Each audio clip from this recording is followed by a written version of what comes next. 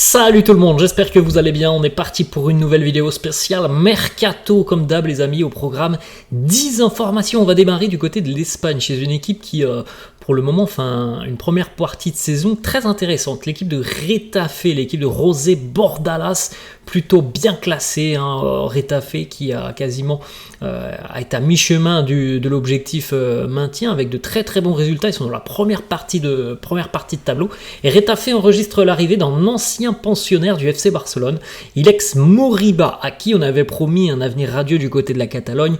Bon, ça s'est pas toujours très très bien passé pour Ilex Moriba au Barça. Ensuite, il a quitté le club et il est parti du côté de Leipzig. Et c'est là que c'est devenu beaucoup plus compliqué pour lui. Il n'a jamais eu de temps de jeu, il n'a jamais réussi à s'imposer en Bundesliga avec le RB Leipzig. Il avait été prêté du côté de Valence. Ça avait été un prêt bénéfique puisqu'il avait pu quand même trouver un petit peu de temps de jeu pour son retour en Liga. Et donc, il n'a pas joué depuis le début de saison. Mis à part avec sa sélection, il n'a pas joué depuis le début de saison. Donc il quitte de nouveau le RB et fait son retour en Espagne du côté de Retafe. On continue avec une information, on est sur les tout derniers jours et les tout derniers détails de la finalisation de l'arrivée de Timo Werner du côté des Spurs de Tottenham. Donc là encore une fois c'est un dossier qui concerne le RB Leipzig. Timo Werner qui n'a pas très peu de temps de jeu depuis le début de saison parce qu'il y a l'arrivée de Loïs Openda et que l'ancien attaquant lensois a été très très performant depuis le début de saison.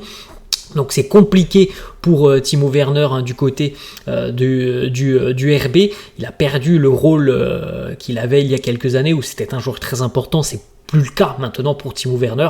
Et du côté de Tottenham, comme on l'avait déjà évoqué un petit peu plus tôt cette semaine ou il y a quelques jours, on perd Heung-min Son qui va participer à la CAN avec la Corée du Sud. Donc il y a l'opportunité d'avoir un petit peu de temps de jeu, je pense, pour Timo Werner. Il y a une option d'achat qui sera certainement incluse, une option d'achat qui sera fixée vraisemblablement à 17 millions d'euros. Après, la décision finale appartiendra aux Spurs de Tottenham. Si Timo Werner marque des points sur la seconde partie de saison, il aura peut-être la possibilité de continuer. Sinon, ça va être un retour en Allemagne et de nouveau la galère pour Timo Werner. On continue les amis, on va du côté de l'OGC Nice et il me semble on en avait parlé hier et c'est déjà officiel. Mohamed Ali Chaud fait son retour en Ligue 1. Il s'engage donc du côté des Aiglons en provenance d'Espagne et de la Real Sociedad. Pour rappel, il n'a que 19 ans. Il a démarré très jeune du côté d'Angers, notamment en Ligue 1, et c'est là que la Real Sociedad l'avait repéré. Un joueur assez virevoltant, très très doué techniquement, mais la marche était trop haute pour lui du côté de l'Espagne avec la Real Sociedad. Il fait donc son retour en Ligue 1 chez une équipe ambitieuse avec un entraîneur qui est capable de donner du temps de jeu aux jeunes. Ça reste un joueur qui, à mon avis, va pouvoir se relancer. En tout cas, je l'espère. Ce que l'on avait vu de lui à Angers il y a un petit peu plus de 2 ans maintenant, c'était quelque chose de très très prometteur. Il a beaucoup de qualité, donc on espère pour lui que cette arrivée du côté de Nice va lui faire grand bien.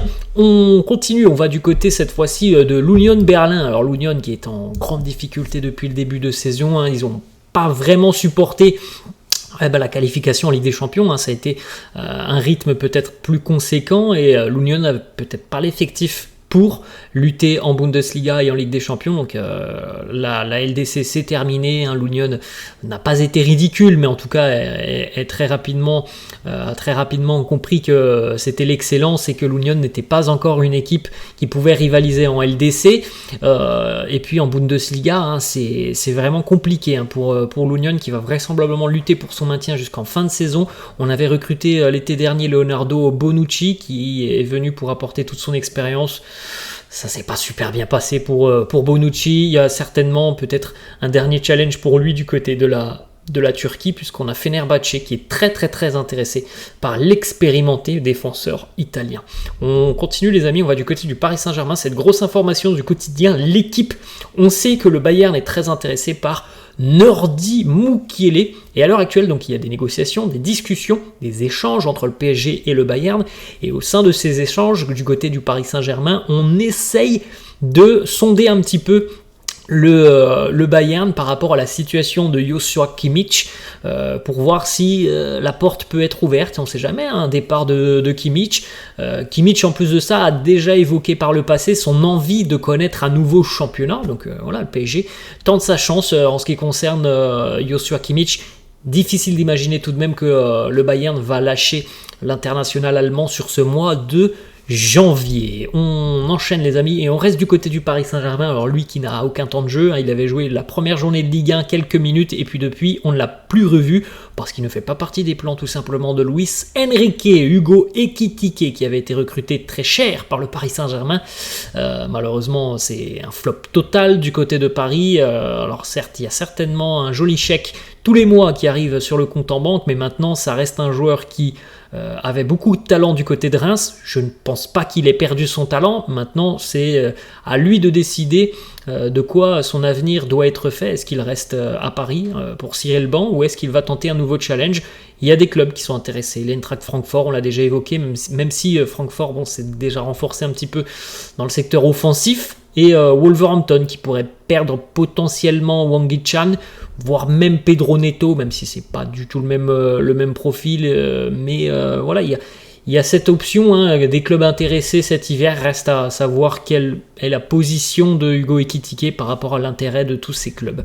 On continue, on va du côté de l'Angleterre. Arsenal qui se montre très intéressé par le milieu de terrain belge Amadou Onana, ancien joueur de Lille qui fait les beaux jours des Toffees d'Everton maintenant. Alors Everton demande déjà à peu près 60 millions de livres, donc en euros je pense que ça doit être à peu près 65-70 millions d'euros pour Amadou Onana. Gros volume au milieu de terrain, c'est un joueur très costaud, Amadou Onana, mais très, très doué avec ses pieds. Il est très habile malgré sa grande taille. C'est une tour de contrôle au milieu de terrain. On manque un petit peu de ce genre de profil du côté des Gunners, mais il me semble tout de même que le prix est très très cher et les Gunners ont envie aussi de recruter notamment sur le poste d'attaquant, donc ça semble difficile d'imaginer qu'ils vont lâcher peut-être 70 millions d'euros pour Onana sur ce mercato hivernal. On enchaîne, on va du côté de l'Arabie Saoudite. Jordan Henderson qui s'est offert lui-même au Bayern Munich et voire même au Bayern Leverkusen. Il veut quitter l'Arabie Saoudite, alors selon certaines sources, il souhaite revenir, donc évidemment ça on a compris en Europe. Jordan Henderson est très déçu notamment de l'affluence dans les stades saoudiens. Bon, ce qu'il faut dire aussi, c'est qu'on a vu par exemple Henderson ou encore Roberto Firmino qui veulent quitter l'Arabie Saoudite. Alors on nous sort des excuses, ils ont du mal avec le climat de l'Arabie Saoudite et ils sont déçus parce qu'il n'y a pas assez de monde dans les tribunes. Alors il y a aussi des problèmes par rapport à leurs femmes qui n'ont pas tous les droits. Alors ouais, peut-être, mais il faut aussi le dire, ce sont des flops totales. Donc depuis leur arrivée en Arabie Saoudite, je pense que les clubs saoudiens, même s'ils ont énormément d'argent, s'ils ont investi beaucoup sur Henderson, sur Firmino et d'autres joueurs qui arrivent de championnats étrangers, ils ont investi beaucoup, ils veulent un rendement. Il n'est pas là le rendement, bon au bout de 6 mois, tu peux faire tes clics et tes claques, c'est peut-être aussi comme ça du côté de l'Arabie Saoudite. On continue les amis avec une information du côté du PSG. Le PSG qui a initié les premiers contacts avec le Racing Club de Lens pour le défenseur autrichien Kevin Danso, joueur qui connaît très bien la Ligue 1. C'est l'un des meilleurs défenseurs d'ailleurs depuis à peu près 2 ans en Ligue 1. Il est très très costaud Kevin Danso, très bon dans les duels, dans l'agressivité.